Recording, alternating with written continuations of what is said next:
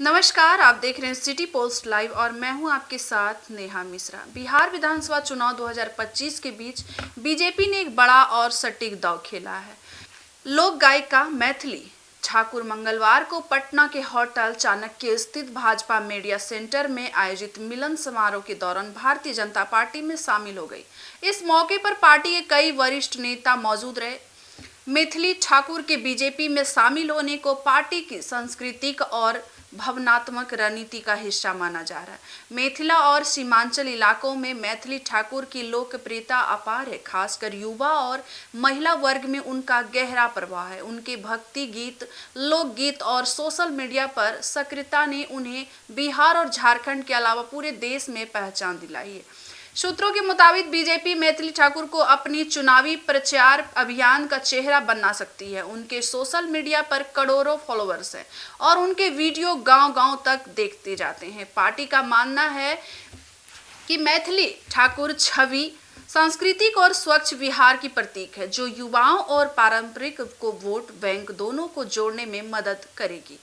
राजनीतिक रूप से भी यह फैसला बेहद अहम माना जा रहा है। बताया जा रहा है कि मैथिली ठाकुर दरभंगा की अलीनगर सीट से चुनाव लड़ सकती है। हालांकि उन्होंने खुद अपने गांव से चुनाव लड़ने की इच्छा जताई थी। बीजेपी नेतृत्व ने उन्हें इस सीट से मैदान में उतारने की योजना बनाई है, क्योंकि यह इलाका मिथिला संस्कृति का केंद्र माना जा रहा है और वहां मैथिली ठाकुर का प्रभाव सबसे अधिक है।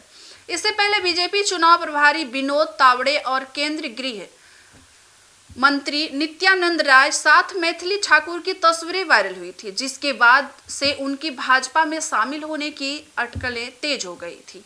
विनोद तावड़े ने एक्स ट्विटर पर मैथिली ठाकुर के साथ मुलाकात की तस्वीर साझा करते हुए लिखा था, साल 1995 में बिहार में लालू राज आने पर जो परिवार बिहार छोड़कर चले गए, उस परिवार की बेटियां सुप्रसिद्ध गायिका मैथिली ठाकुर जी बदलते बिहार की रफ्तार को देखकर फिर बिहार आना चाहते राजी की और माने तो मैंने उसे आग्रह किया कि बिहार की जनता विकास में उनका योगदान बिहार का सामान्य आदमी अपेक्षित करता है।